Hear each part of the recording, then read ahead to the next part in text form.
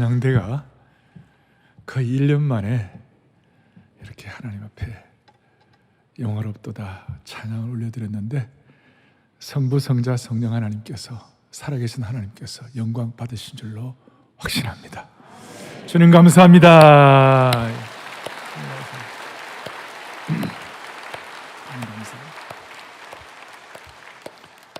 오늘부터 위드 코로나 천야 예배가 되었습니다. 이제 많은 분들이 백신을 맞았기 때문에 이렇게 펼쳐지게 됐는데요. 오늘 본문 뒤에 11절에 보면 고난의 바다를 너희들이 지나갈 때, 고난의 바다를 지나갈 때라는 말이 있습니다. 우리는 그동안 약 1년 10개월 동안 고난의 코로나의 바다를 지나왔습니다. 그럼 이 자리에 아마 1년 넘게 주일 예배 못 오셨다가 현장 예배 오늘 처음 오신 분도 계실 겁니다. 웰컴 홈. 정말 환영하고 잘 오셨습니다. 환영합니다. 환영합니다. 그래서 저는 이제 제 마음에 기도의 제목이 생겼는데요. 이제 위드 코로나가 아니라 비욘드 코로나가 되게 하여 주십시오. 위드라는 말은 코로나 같이 가지만 우리는 코로나를 뛰어넘어야 합니다. 우리는 이 코로나 시대에 이 역사의 불청객, 이 코로나 시대에 코로나 블루라는 말이 있습니다. 우울감과 무력증 이런 것들이 코로나 블루.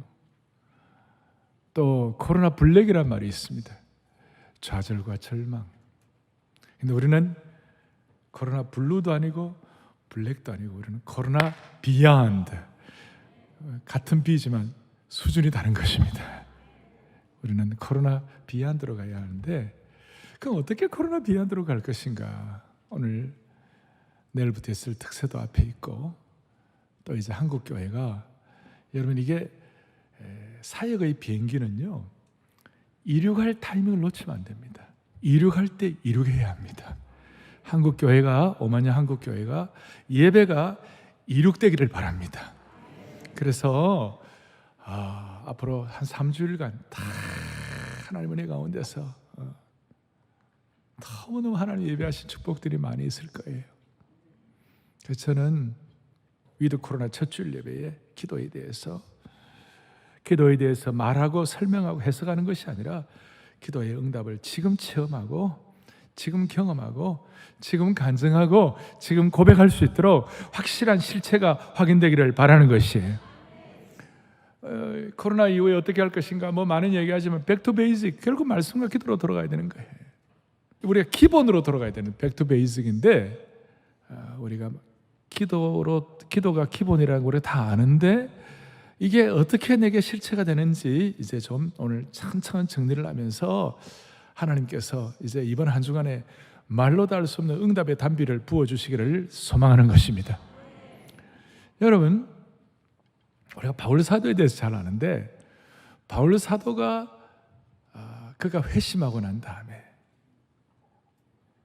마상에서 떨어져서 하나님 예수님 만나고 떨어져서 그리고 그가 회심하고 난 다음에 그 영혼이 새로운 빛을 비추임 받고 난 다음에 제일 먼저 한 게 뭘까요? 뭘까요? 사도행전 9장 11절에 보면 이런 내용이 나와 있습니다. 제일 먼저 한 게 뭔가? 아나니아라는 그 제자가 있었는데 그 제자에게 그 사도 바울을 좀 도와주라는 그런 차원이 있는데요. 같이 읽어보겠습니다. 9장 11절에요. 주께서 이르시되 일어나 직가라고 하는 거리로 가서 유다의 집에서 다소 사람 사울이라는 사람을 찾으라. 그가 다시 한번 그가 뭐 하는 중이라? 기도하는 중이라. 그러니까 바울이 전에 이름은 사울이었지만 바울이 예수 믿고 난 다음에 가장 먼저 한 것이 뭐예요? 기도예요. 기도가 그만큼 기본이라는 것이 예수 믿고 가장 기본이에요. 바울이 회심하자마자 기도를 시작했다는 사실을 보면 소생된 영혼의 가장 자연스럽고도 즉각적인 반응이 우리 그리스도인의 삶에서는 기도다 이거예요. 제가 말하는 기도는 타종교회도 기도한다고 그래요. 타종교회 기도하고 달라요. 타종교회 기도는 자기 수양이다, 아니면 자기의 도를 닦는 것이다, 아니면 자기 신념의 확대다, 뭐 이런 거. 그러나 기독교의 기도는 부르심에 대한 응답이에요. 거기 계시며 말씀하신 하나님, 지금 말씀하신 하나님에 대한 부르심에 대한 응답이 기도인데, 그래서 기도는 하나님께서 인생의 제2막을 여실 때, 여러분과 저의 삶의 새로운 부흥을 위하여 새로운 2막과 3막을 여실 때 제일 먼저 기도가 우선순위가 되는 것이에요.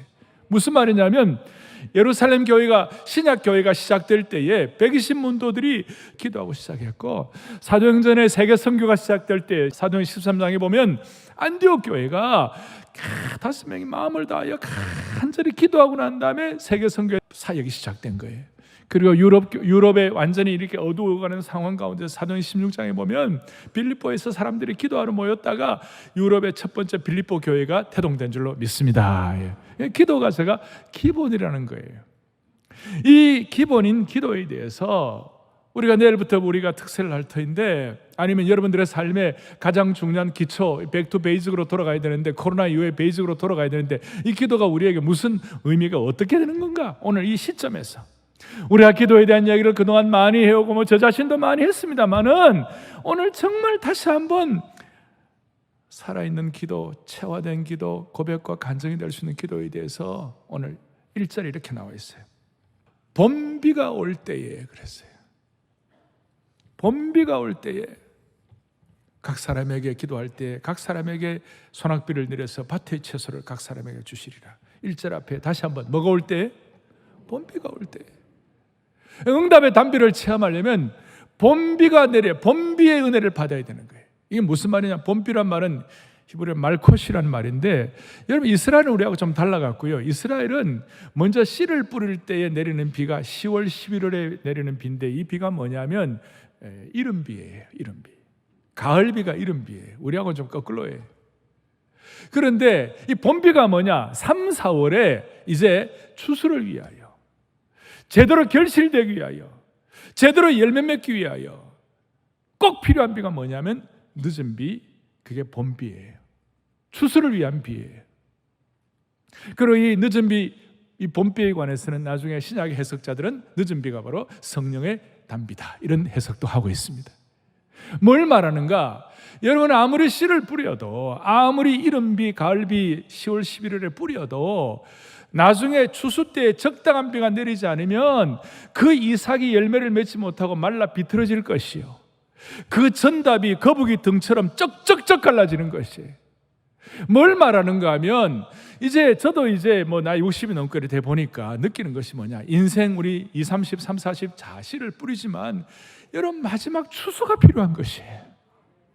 여러분 이 자리에 나이가 젊든 나이가 많으시든 상관이 없이 우리의 생애에 간절한 소원을 내는 건 뭐냐면, 주님, 내 인생의 영혼의 봄비와 늦은 비를 통하여 하나님이 원하시는 삶의 추수가 일어나게 하여 주십시오.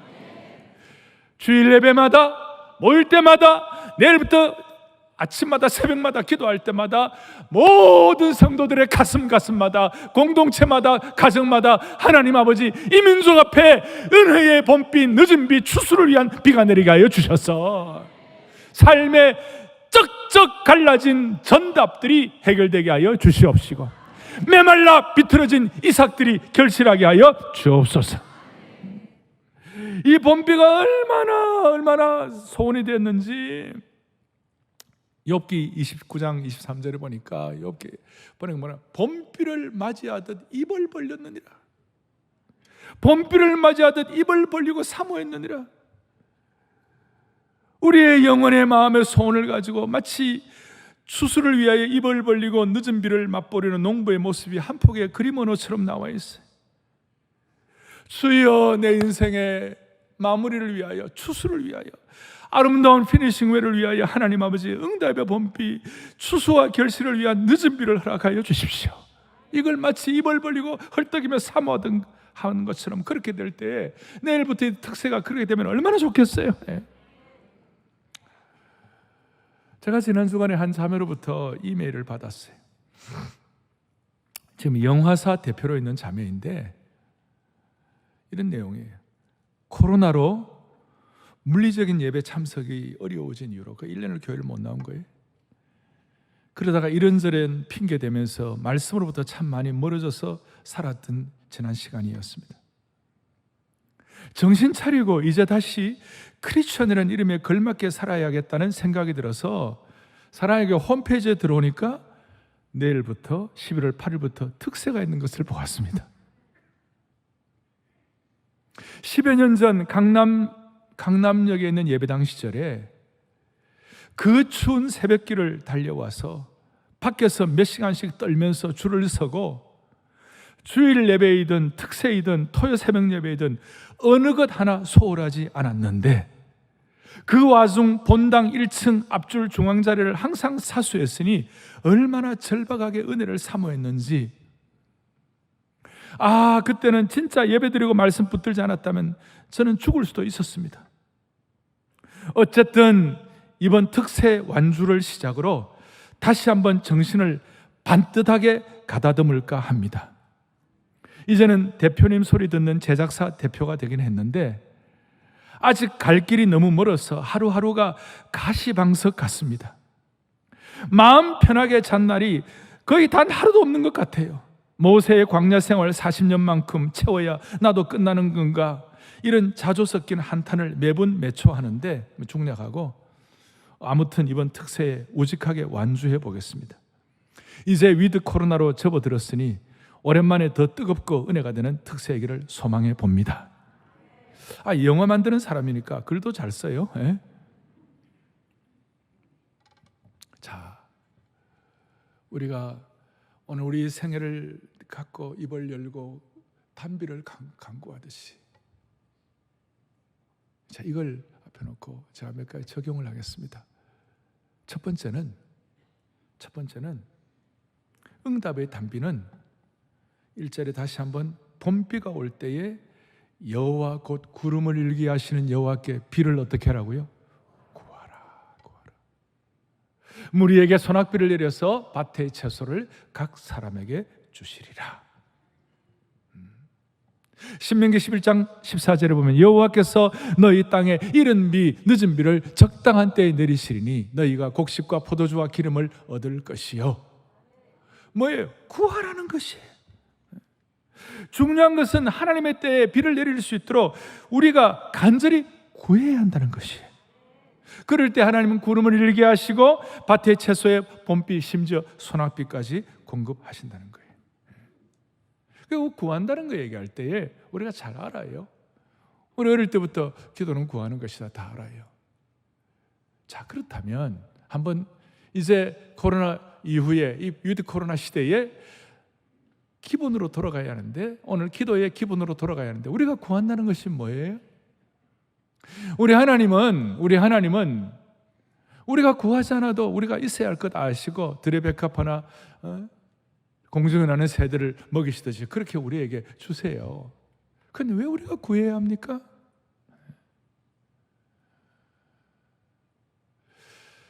그냥 우리가 평소에 필요한 거 하나님 알아서 주세요. 그거는 보편적 은혜예요. 그런데 저와 여러분들에게 여러분들의 삶의 추수가 제대로 되고 또 저와 여러분들에게 코로나 이후에 하나님 앞에서 제대로 쓰임받고 뭔가 내 삶의 물미가 터지고 이렇게 하려면, 뭔가 되려면 맞춤의 은혜를 받아야 돼요. 그 맞춤의 은혜는 구해서 받아야 되는 것이에요. 구해서 받아야 돼요. 하나님은 우리가 구하기 전에 있어야 할 것 아시지만 우리가 왜 구해야 할까?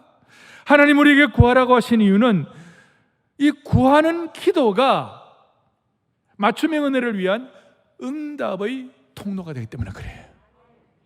구하는 기도가 하나님은 뭐가 된다고요? 통로. 그러니까 하나님은 응답을 해주시려고 하는데 그냥 주실 수가 없고 응답이라는 통로를 통하여 열매를 주시는 기도 응답을 하시는데, 그게 뭐냐면 구하는 것이 응답의 통로가 되는 거예요. 에스겔 36장에 보면 이런 말씀이 있어요. 뭐라고 나와 있냐면, 우리가 하나님이 나여호가 말하니 36절에 다 이루어준다고 그랬어요. 근데 30절 보세요. 주 여호와께서 이같이 말씀하시느니라. 그 다음 중요한 거예요. 그래도 주님이 알아서 다 주시지만 그래도 이스라엘 족속이 이같이 자기들에게 이루어지기를 내게 뭐해요? 구해야 할지니라. 우리가 현장 예배 참석 못하고 우리가 온라인 생중계 예배를 드리면서 은혜를 많이 받아요. 그래도 같이 받아요. 그래도 현장 예배를 사수한 이유는 이곳이 하나님의 응답의 통로가 되기를 바라는 것이에요. 구하는 기도라는 통로를 통하여 응답을 하시는 거예요. 여러분, 통로가 없는데 어떻게 응답하겠어요? 그래서 우리가 이런 구하는 기도를 통하여 맞춤의 은혜를 받는데, 좀 더 구체적으로 얘기하면 에베소서 1장에 보면요, 이런 기도의 이런 은혜를 가지고 첫 번째는 주님 앞에 구하고 매어 달릴 때 하나님 우리에게 하나님을 알게 해주세요. 하나님을 간절히 구하게 되면 우리가 하나님을 알아가게 되는 거예요. 그리고 또 1장 18절로 뭐라고 나오면 에베소 1장 너의 마음의 눈을 밝히사 그랬어요. 간절히 구하고 이게 응답의 통로가 되는데, 구하다 보면 이것이 뭐가 된다고? 하나님 알고 마음의 눈이 밝아지는 거예요. 마음의 눈이 밝아지면 영적 시각이 넓어지는 거예요. 영적 시각이 새로워지면요, 무슨 일이 벌어지는가 하면 하나님의 심정을 깨닫게 돼요. 하나님의 심정을 깨닫게 되면, 주님이 목자의 심정을 가진 걸 깨닫게 되면 무슨 일이 벌어지느냐면 믿음의 용량이 갖춰지는 거예요. 자, 구하는 기도를 통하여 그게 응답의 통로인 줄 알고 하나님을 알고 마음의 눈을 밝혀가지고 영적인 시각이 새로워져가지고 하나님의 심정을 깨닫고 믿음의 용량을 갖추게 되면 무슨 일이 벌어지는가? 그 믿음의 용량에 하나님은 반드시 응답하세요. 반드시 응답, 반드시. 구하는 기도를 통하여 믿음의 용량이 커진 사람에게 하나님은 반드시 응답하신다. 저는 지금 이제 뭐 코로나가 안 걸리게 해주옵소서 이런 기도보다는 제가 간절히 구하는 것이 있어요. 하나님, 정말 복음의 영광을 위하여 하나님의 교회 예배가 회복되게 하여 주십시오. 한국 교회가 회복을 넘어 부흥으로 가게 하여 주십시오. 이거는 절박하게 간구하는 기도의 제목이에요. 그래서 우리가 이렇게 구해서 기도할 때 하나님의 심정을 깨닫게 되고 믿음의 용량을 갖추게 될 때 하나님 응답하시는데, 무슨 일이 벌어지는가? 이럴 때 우리가 진짜 은혜를 받고 후유증이 없어요. 더더구나 구해서 얻는 기도를 주님 앞에 올려드릴 때 하나님이 어떻게 역사하시는가? 신명기 28장에 놀라운 말씀을 하고 있어요. 28장 12절에 또박또박 우리 같이 본당, 별관, 생중계 예배로 들어오시는 모든 분들 또박또박 오늘 마음에 집중을 해가지고 오늘 이것이 여러분들에게 딱 체화될 수 있도록, 물미가 터질 수 있도록 같이 보겠습니다. 여호와께서 너를 위하여 하늘의 아름다운 보고를 여시사 내 땅에 때를 따라 비를 내리시고 하는 모든 일들을 내가 많은 민족에게 꾸어줄지라도. 할렐루야.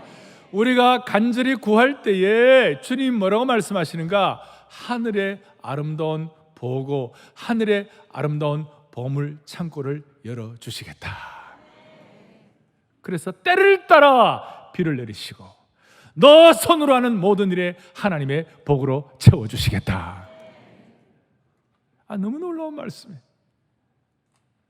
우리가 뒤에 많은 민족에 꾸어질 때도 꾸지 않는, 이건 다 알아요. 다 아는데 하늘의 아름다운 보고와 때를 따라 은혜의 늦은 비를 통하여 봄비를 통하여 비를 내리시고 하는, 그건 잘 몰라요. 여기 하늘의 아름다운 보고를 영어로는 excellent treasure, 아름다운 보물이에요. 하늘의 아름다운 보고를 여시사 구하는 자에게 응답의 통로를 통하여 응답의 단비를 허락하신 주님을 찬양하는 것입니다.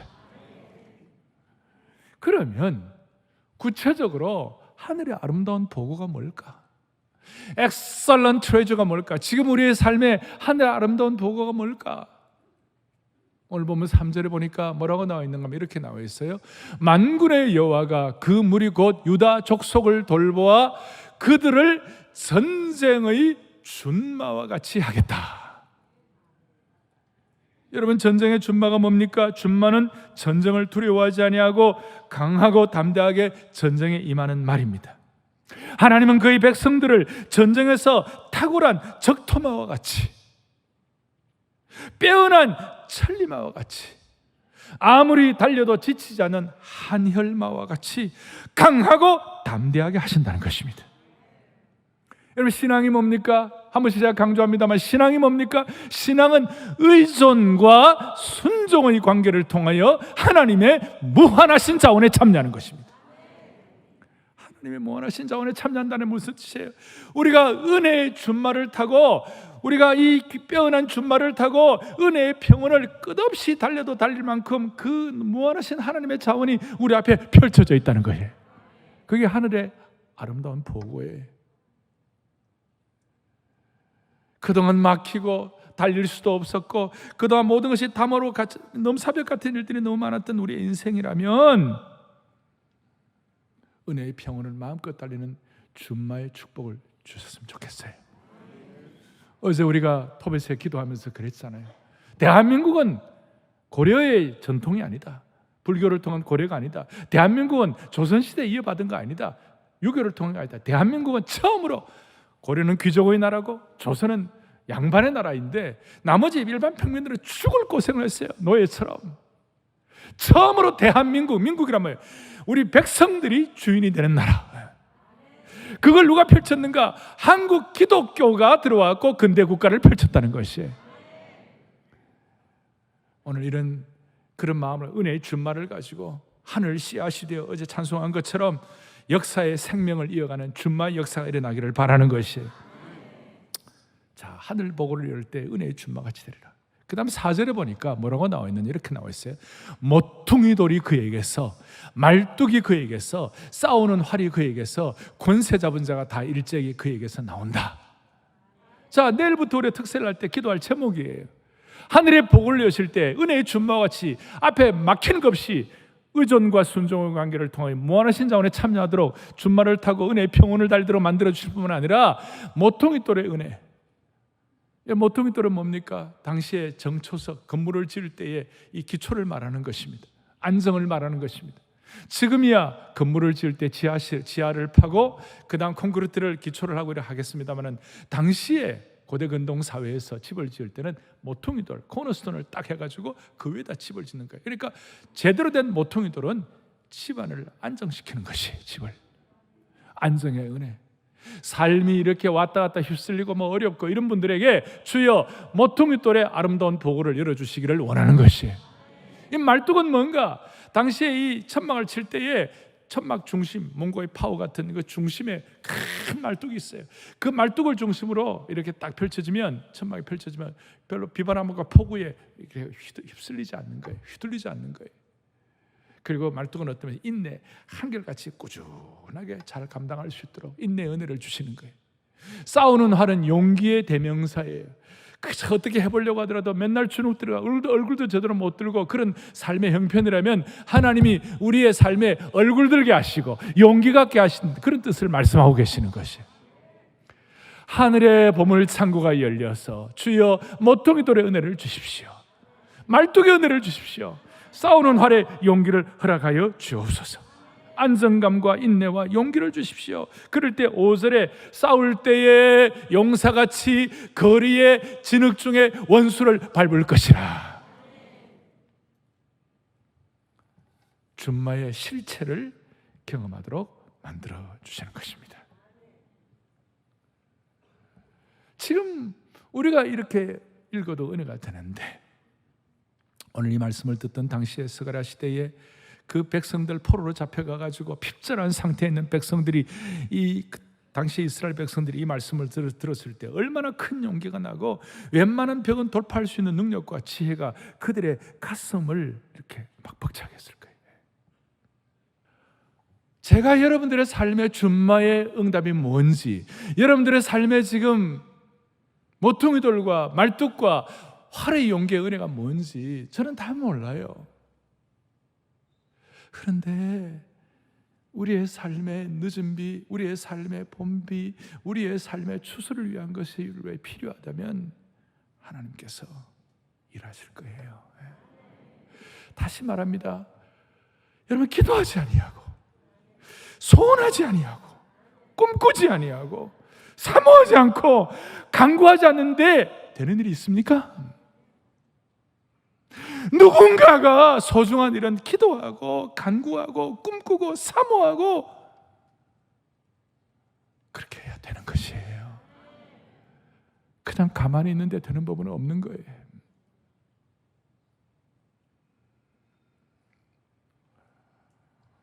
오늘 하나님께서 역사하셔서 내일부터 시작되는 특세에 하나님께서 준마의 은혜, 하늘 보물 창고를 여시고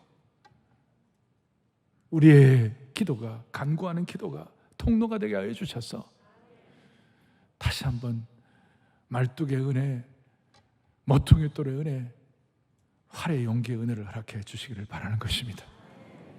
그럼 이것이 신약시대 때는 이것이 어떤 식으로 바뀌었나? 제가 간략하게 얘기하면 신약시대 때는 이것이 그대로 재해석이 되는데, 바울에게 에베소 교회 성도들 향해 기도할 때에 에베소 3장 14절 19절까지 보니까 하나님 아버지 앞에 3장 15절에 무릎을 꿇고 기도하노니, 간절히 간구하니까 본비의 은혜를 향하여 기도하면 간구하는 것처럼 기도할 때에 우리 아까 3절에 의존과 순종의 관계를 통하여 준말을 타고 내 평온을 달리게 하시는 것처럼 3장 16절에 뭐라고 되어 있는가 하면 에베소 3 16절에 그의 영광의 풍성함을 따라 성령으로 말미암아, 그의 영광의 풍성함을 따라 성령으로 질주하는 삶을 허락해 주시는 것이. 그 다음에 4절에 세상의 거친 상황에서도 모퉁이 돌의 안정과 말뚝의 인내를 주시는 것이 에베소 3장 17절에 어떻게 나오냐면 너희가 사랑 가운데서 뿌리가 박히고 터가 굳어진다 그랬어요. 활의 용기를 위하여 에베소 3장 16절에 보니까 뭐라고 나와 있는가? 너희 속 사람을 능력으로 강건하게 하옵시며. 동일하게 초대교회 에베소 성도들은 동일하게 준마의 은혜, 모퉁이 돌의 은혜, 말뚝과 활의 용기의 은혜를 풍성하게 받아 응답받아 누리게 된 것입니다. 제 말씀을 정리하겠습니다. 우리가 주님 앞에 이렇게 간절히 간구할 때에 무슨 일이 벌어지냐? 6절 뒤에 보니까 6절에 보니까 그들은 내가 내버린 일이 없었음 같이 되리라. 참 기가 막힌 말씀이에요. 우리 모두는 아픈 과거가 다 있어요. 트라우마도 있고 상처도 있고, 어떨 때 과거 생각하면 열도 받고, 어떨 때를 생각하면 가슴 아리라고, 어떨 때 참 과거의 부끄러운 일 생각하면 쥐구멍이라도 들어가고 싶고, 다 부족함이 있는데 그 모든 어려움과 상처와 트라우마와 부족한 것들이 없었음 같이 되리라 그랬어요. 그 모든 연약함과 모든 아픔과 그 모든 실수가 없었음 같이 되게 하여 주시리라. 마치 컴퓨터나 스마트폰을 처분할 때에 내용 잔재물과 찌꺼기들을 완전히 삭제해가지고 공장 초기화하는 것처럼 하나님이 그렇게 만들어 주실 것이다. 하나님이여, 오늘 이 안아주시는 본당과 생중계 예배로 참여하는 모든 분들, 주의 권속들, 한국교회 모든 성도들의 과거의 모든 아픔을 없었음 같이 하여 주시리라. 한 걸음도 나았고, 오늘 본문 뒤에 8절에 보니까 뭐라고 나와 있는가? 내가 그들을 향하여 휘파람을 불어 그들을 모을 것은 내가 그들을 구속하였습니다. 그 다음 중요합니다. 그들이 전에 번성하던 것 같이 번성하리라. 놀라운 결론입니다. 그들이 전에 번성하던 것 같이 번성하리라. 어떻습니까? 야곱의 가족들, 얼마 안 되는 70여 명의 가족들이 하나님께서 애굽에 보내주실 때에 애굽에서 60만 명 장정들만 할 정도로 200만 명이 이상 될 정도로 하나님께서 강한 민족 되게 해 주신 것입니다. 번성해 주신 거예요. 또 신약에서는 성령 충만으로 회복된 12제자를 통하여 복음이 강력하게 선포될 때에 3,000명씩 5,000명씩 번성하게 된 거예요. 사도 바울이 전한 그 복음 앞에 대로마 제국이 백기를 들게 된 것입니다. 네. 사랑하는 성도 여러분, 오늘 이 번성을 다시 한번 회복하여 회복을 넘어 부흥으로 가는 축복이 있었으면 좋겠어요. 사랑의 교회도 특세를 한번 생각해 보십시오. 과거에 우리 특세할 때 얼마나 대단했는지 KBS 저녁 뉴스에 나올 정도였어요. 강남에 새벽기도에 열풍이 불고 있다고. 전에 번성하던 것 같이 너희를 번성시켜 주시리라. 여러분, 이것이 어떻게 보면 맥박 있는 신앙의 삶이요, 이렇게 번성해야 마귀의 공격과 계략을 향한 선제 공격이 되는 것입니다. 우리는 맨날 마귀에게 당하기만 하고, 맨날 공격당하고, 맨날 엎어지고, 맨날 고생하고, 전에 번성하던 것 같이 번성하리라. 부흥의 역사를 통하여 마귀를 향하여 선제 공격했으면 좋겠습니다. 결론 2, 제가 내일부터 특세를 하면서 기도하는 것은 기도하는 것 중에 하나가, 내 가슴을 막 뜨겁게 하는 기도 제목 중에 하나가 다니엘서 9장 17절이에요. 또박또박 같이 읽겠습니다. 우리 하나님이 지금 주의 종의 기도와 간구를 들으시고 주를 위하여 주의 얼굴빛을 주의 황폐한 성소에 비추시옵소서. 아멘. 내일부터 기도해야 할 기도 제목 중에 하나가 주의 얼굴빛을 주의 황폐한 성소에 비춰주십시오. 당시에 예루살렘 성전은 다 회파되고 다 황폐했습니다.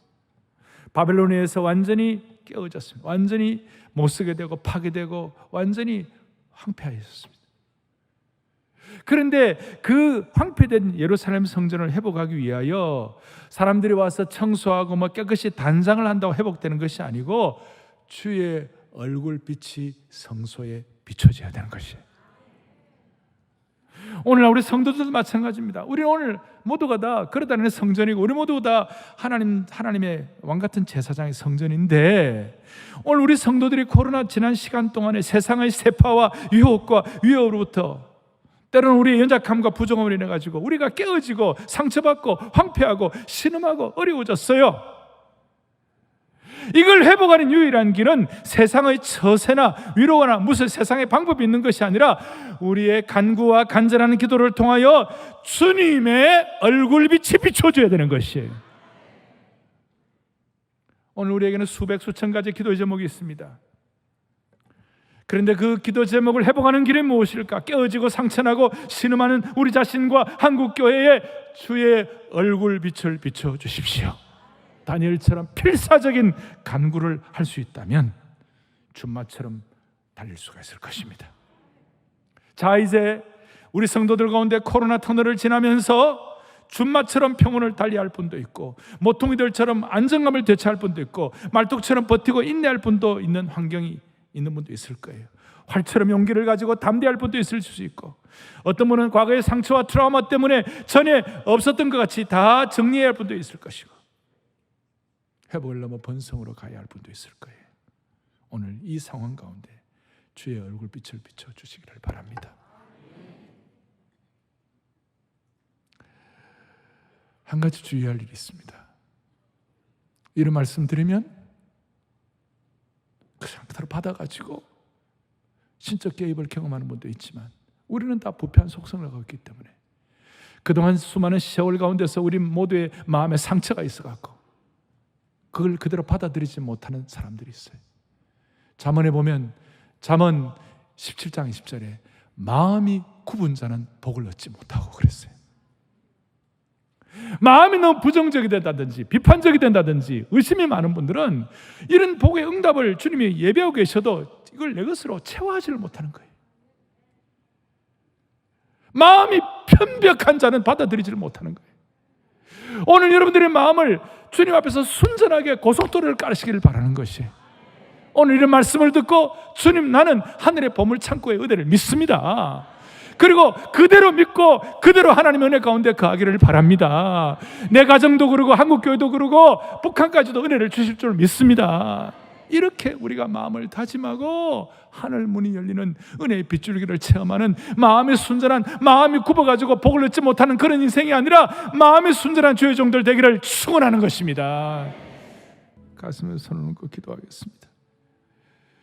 하나님 아버지, 코로나의 고난의 바다를 지나서 특세를 열어주셨사오니 내일부터 하늘문을 열어주옵소서. 특별히 개인의 하늘문뿐 아니라 교회의 하늘문, 민족의 하늘문도 열어주옵소서. 중국과 러시아와 일본을 극복하게 도와주시옵시고, 우리의 이 굽은 마음을 표기하는 간절한 기도로 모퉁이 돌 말뚝 활의 은혜를 주시고 기도와 순종으로 하나님의 무한하신 자원에 참여하게 하여 주시기를 원합니다.